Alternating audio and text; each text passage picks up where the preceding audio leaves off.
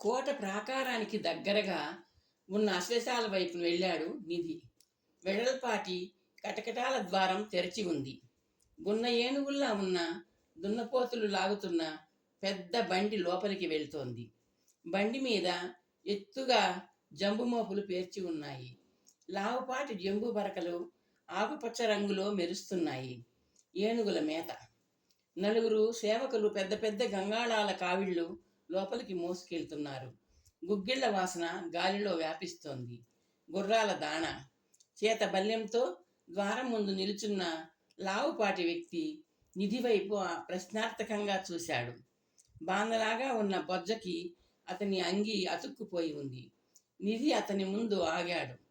అశ్వపాలకుడి కోసం వచ్చాను అన్నాడు నిధి. నా పేరు నిధి, నాకు తెలుసు. వీరదశమి నాడు చూశానుగా. బొజ్జ వ్యక్తి చిరునవ్వుతో అన్నాడు. లోపలికెళ్ళు, ఎడమవైపు ద్వారం దాటితే అశ్వశాలలో ఉంటాడు. నిధి తల ఊపి కటకటాల ద్వారం దాటి లోపలికి వెళ్ళాడు. కుడివైపు వరుసగా అరలుగా కక్షలున్నాయి. ఒక్కొక్క అరలో ఒక్కొక్క ఏనుగు. కుడివైపున గజశాల, ఎడమవైపున అశ్వశాల. నిధి ఎడమవైపు తిరిగాడు. కొంచెం దూరంలో కటకటాల ద్వారం, అది మూసి ఉంది. నిధి ముందుకు నడిచాడు. కటకటాల ముందు నిల్చుని లోపలికి చూశాడు. చాలా విశాలంగా ఉన్న ప్రాంగణం రెండు వైపులా అశ్వశాలలున్నాయి. మధ్య ఉన్న సువిశాల స్థలంలో వందలాది అశ్వాలు తిరుగుతున్నాయి. కొన్ని గుర్రాలు పరిగెడుతున్నాయి, కొన్ని సోమరపోతుల్లా నిలుచున్నాయి. అశ్వాలకు ఆట విడుపు సమయంలా ఉంది. వాటికి కళ్ళేలు లేవు. నిధిని చూసిన ఒక వ్యక్తి ఠీవిగా గుర్రాల మధ్య నడుస్తూ కటకటాల దగ్గరగా వచ్చాడు. నిధి వైపు ప్రశ్నార్థకంగా చూశాడు. నా పేరు నిధి, అశ్వం కోసం. నిధి ప్రారంభించాడు. మందిరం నుండి వర్తమానం వచ్చింది. మీకు నచ్చిన గుర్రాన్ని ఇమ్మన్నారు. లోపలికి రండి. అశ్వపాలకుడు కటకటాల ద్వారాన్ని తెరుస్తూ అన్నాడు. నిధి ప్రాంగణంలోకి నడిచాడు. అశ్వపాలకుడు ద్వారాన్ని మూసి నిధి దగ్గరగా వచ్చాడు. అన్ని జాతి గుర్రాలే, జవనాశ్వాలే. మన అశ్వశాలలో నాసిరకం గుర్రాలన్నవి లేవు. అశ్వపాలకుడు సగర్వంగా అన్నాడు. కలయ చూసి కావలసిన గుర్రాన్ని ఎన్నిక చేసుకోవచ్చు. 2 గుర్రాలు ఒకదాన్నొకటి తోసుకుంటూ పొట్లాటకు సిద్ధమవుతూ అశ్వపాలకుడి దృష్టిని ఆకర్షించాయి. అతను ఆ గుర్రాల వైపు వెళ్ళాడు. 6 సేవకులు బుట్టలు పట్టుకుని గుర్రాల మధ్య తిరుగుతూ గుర్రాలు విసర్జించిన లద్దిని తీసి బుట్టల్లో వేసుకుంటున్నారు. గుర్రాల శరీరాల వాసన నిధికి స్వాగతం చెప్తోంది. నిధి విచ్చలవిడిగా విహరిస్తున్న గుర్రాల మధ్య జాగ్రత్తగా నడవడం ప్రారంభించాడు. ఎలాంటి గుర్రాన్ని, ఏ రంగు గుర్రాన్ని ఎంపిక చేసుకోవాలి? నిధి, శ్వేతాశ్వాన్ని ఎన్నిక చేసుకో. ఏదో పురుష కంఠం. నిధి ఒక్కసారి ఉలిక్కిపడ్డాడు. వెనుదిరిగి చూశాడు. ఎవ్వరూ లేరు. ఏదో దుర్గంధం అతని నాసికకు సోకడం ప్రారంభించింది. అదృశ్య రూపంలో అశ్వత్థామ. ఉన్నట్టుండి చాలా గుర్రాలు సకిలించడం ప్రారంభించాయి. ఆర్యా, నిధి అప్రయత్నంగా అన్నాడు. నేనే అశ్వత్థామను. నా కంఠస్వరం విచిత్రంగా అశ్వాలకు వినిపించినట్టుంది. అందుకే అవి సకిలించాయి. నా కంఠస్వరం వాటికి మరొక గుర్రం సకిలింతలా వినిపించి ఉండవచ్చు. వింతగా ఉంది, నిధి మెల్లగా అన్నాడు. ఆ వింత నా జననానికి సంబంధించింది నిధి. నా మాతృమూర్తి గర్భం నుండి భూమి మీద పడగానే నేను దేవేంద్రుడి అశ్వమైన ఉచ్చైశ్రంలాగా శకిలించానట. ఆ క్షణాల్లో నాది శిశురోదనం కాదు, అశ్వఘేష అంటే గుర్రం శకిలింత. నేను పుట్టగానే చేసిన అశ్వహేష కారణంగా నా తండ్రి గారు అశ్వత్థామ అనే నామధేయం ప్రసాదించారట. అది అలా ఉంచు. శ్వేతాశ్వం కనిపిస్తోందా? అశ్వత్థామ ప్రశ్నించాడు. నిధి అశ్వాలను కలియ చూశాడు.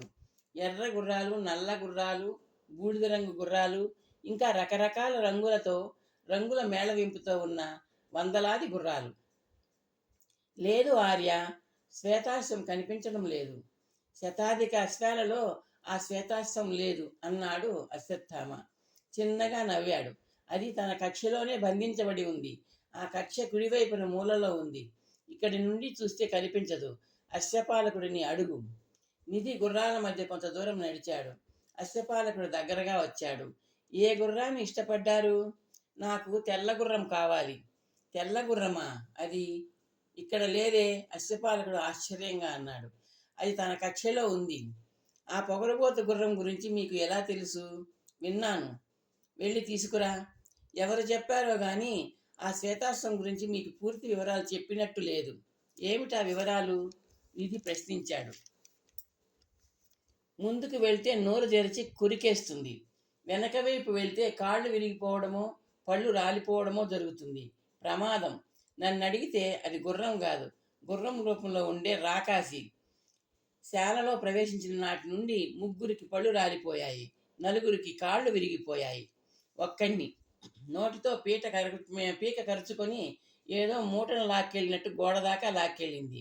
ఆ సేవకుడు పాపం చచ్చి బ్రతికాడు. మరో గుర్రం తీసుకోండి. నాకు శ్వేతాశ్వమే కావాలి, నిధి మొండిగా అన్నాడు. నా మాట వినండి, మీకు తెలియదు. నిజం చెప్పాలంటే ఇప్పటి వరకు ఏ మునగాడు ఆ పిశాచం మీద ఎక్కి కూర్చోలేదు. మూతికి కళ్ళెం వేయలేము, మూపు మీద జీను పెట్టలేము. అశ్వపాలకుడు అన్నాడు. నా గురించి నేను నా నోటితో చెప్పకూడదు కానీ దామగ్రంథి అనే పేరుతో విరాటరాజు కొలువులో అశ్వపాలకుడుగా సేవలు చేసిన నకులంతటి నేర్పరిని. ఆ మాయదారి గుర్రాన్ని లొంగదీయడం నా వల్లే కాలేదు. నిధి, శ్వేతాశ్వమే కావాలను అశ్వత్థామ కంఠం హెచ్చరించింది. ఎంత పొగరుమోతుదైనా సరే నాకు ఆ తెల్ల గుర్రమే కావాలి, వేరే రంగు గుర్రం ఎక్కకూడదు నేను, నిధి అన్నాడు. తల నుంచి తోకదాకా వీపు మీదుగా ఆ శ్వేతాశ్వానికి బంగారు రంగు గీత ఉందన్న కారణంతో మీరు మొదటి మొండికేస్తున్నట్టున్నారు. ఆ రంగులో ఏముంది గొప్పతనం? ఉడత మీపు మీద ఉంటాయి బంగారు రంగు గీతలు. సరే అయితే మహారాజు గారికి మనవి చేసుకుంటాను.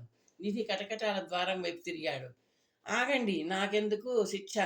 నిధి అనే వీరుడు కోరిన గుర్రాన్ని అప్పగించమన్నారు. అప్పగించేస్తాను.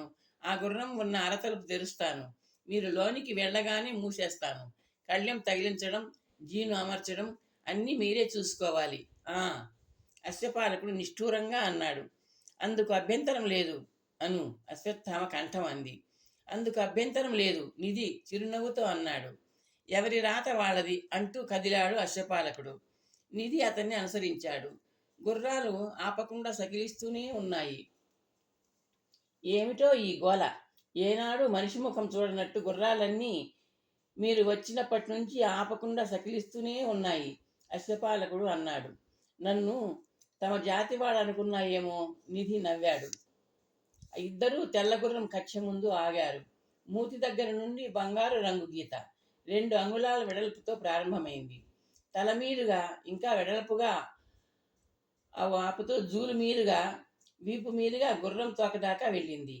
తోక పూర్తిగా బంగారు రంగులో ఉంది. నిధి ఆశ్చర్యంతో నోరు తెరిచాడు. స్వర్ణరేఖ ఉన్న తెల్ల గుర్రాన్ని మొదటిసారి చూస్తున్నాడు అతను. దాని శరీరం పాలనురుగులా తెల్లగా మెరుస్తోంది. గుర్రాలకు ఇలా బంగారు రంగు గీత ఉంటుందా? నిధి ఆశపాలకుడిని అడిగాడు. బెత్తెడు ఉడతకే వీపు మీద బంగారు గీతలు ఉన్నప్పుడు గుర్రానికి ఎందుకుండదు? సృష్టిలో ఎన్ని వింతలో, ఎన్ని విచిత్రాలో! అశ్వపాలకుడు కటకటాలకు బిగించిన తాళం తెరవడానికి దగ్గరగా వెళ్ళాడు.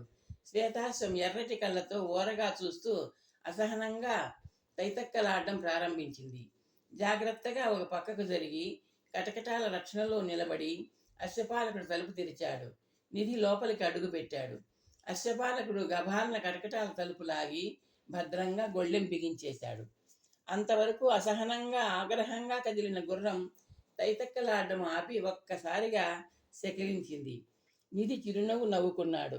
శ్వేతాశ్వం అశ్వత్థామ గారి రాకను పసిగట్టినట్టుంది. ఇప్పుడు ప్రాంగణంలో తిరుగుతున్న గుర్రాల సెకిలింతలు వినిపించడం లేదు. కళ్ళెము, జీను అన్నీ గోడకి వేలాడుతున్నాయి. జాగ్రత్త, అశ్వపాలకుడు అన్నాడు. అతని కంఠంలో ఆశ్చర్యం ధ్వనిస్తోంది. అందుకు కారణం శ్వేతాశ్వం ప్రవర్తన. నిధి చేత్తో గుర్రం వీపు మీద నిమురుతున్నాడు. గుర్రం కరవడానికి నోరు తెరవలేదు, తనడానికి కాలెత్తడం లేదు. నిధి అనే ఆ వీరుడా? గుర్రాలని మాయలో పడవేసే మంత్రగాడా? అశ్వపాలకుడు నోరు వెళ్ళబెట్టి చూస్తూ ఉండిపోయాడు.